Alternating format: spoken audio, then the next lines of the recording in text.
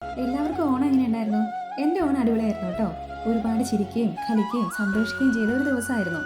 നാട്ടിലെ ഓണം ഏറെക്കുറെ തീർന്നിട്ടുണ്ടാവില്ലേ?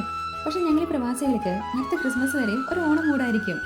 Indian delight വെച്ചായിരുന്നു ഞങ്ങളുടെ ഓണാഘോഷം. ഞങ്ങൾ കൂടാതെ വേറെ 6 ഫാമിലി കൂടി ഉണ്ടായിരുന്നു. ജീവിതത്തിൽ സമ്പാദിക്കാൻ കഴിയുന്ന ഏറ്റവും നല്ല ബന്ധങ്ങളിലൊന്നാണല്ലോ സൗഹൃദം എന്ന് പറയുന്നത്. നാട് വിട്ട് ഇവിടേക്ക് വന്നപ്പോൾ ആകെ മൊത്തം ഒരു ശൂന്യതയായിരുന്നു. ഞാനും കെട്ടിയവനും കൊച്ചു മാത്രം.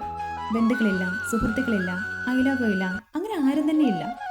ലൈഫ് അങ്ങനെ ഒരു മാറ്റവും ഇല്ലാതെ മുന്നോട്ട് പോകുമ്പോഴാണ് പുള്ളിക്കാരൻ വോളിബോൾ കളിക്കാനായിട്ട് ഒരു ടീമിൽ ചേരുന്നത്. അവിടെ നിന്നായിരുന്നു തുടക്കം. ആ ടീമിൽ നിന്നും നല്ലൊരു ഫ്രണ്ട്ഷിപ്പ് ഉണ്ടായി. ആ ഫ്രണ്ട്ഷിപ്പ് അവരിൽ മാത്രം ചുരുക്കാതെ അവർ ഓരോരുത്തരും അവരുടെ ഫാമിലിയിലേക്ക് കൂടി കൊടുത്തു.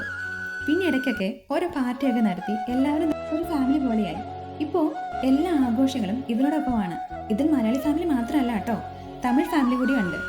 അങ്ങനെ ഓണം കളറാക്കാനായിട്ട് ചെറിയൊരു അത്തപ്പൂ വിട്ട് തുടങ്ങി. പിന്നെ പിള്ളേരുടെ പാട്ടും ഡാൻസും ഗെയിംസും അങ്ങനെയൊക്കെ ഉണ്ടായിരുന്നു. അങ്ങനെ അവരുടെ മാത്രമായ പോരല്ല ഓണം. അതുകൊണ്ട് ഞങ്ങളും വിട്ടുകൊടുത്തില്ല. പാട്ടും ഡാൻസും കളികളും ഒക്കെയായി ഞങ്ങളും കട്ടയ്ക്ക് നിന്നു. അതൊക്കെ കഴിഞ്ഞ് അടിപൊളി സദ്യയും പായസവും ഒക്കെ കഴിച്ച് ഓരോരുത്തരും അവരവരുടെ ഫാമിലി ഫോട്ടോയും എടുത്തിട്ടാണ് അവിടുന്ന് പിരിഞ്ഞത്. ഏതായാലും ഈ സൗഹൃദവും ഓണവും എൻ്റെ ജീവിതത്തിൽ മറക്കാൻ പറ്റാത്ത ഒരു ഓർമ്മയായി എന്നും എൻ്റെ ഹൃദയത്തിൽ തന്നെ ഉണ്ടാകും. ഇനി അടുത്ത വീഡിയോ കാണാം കേട്ടോ. ശരി എന്നാൽ.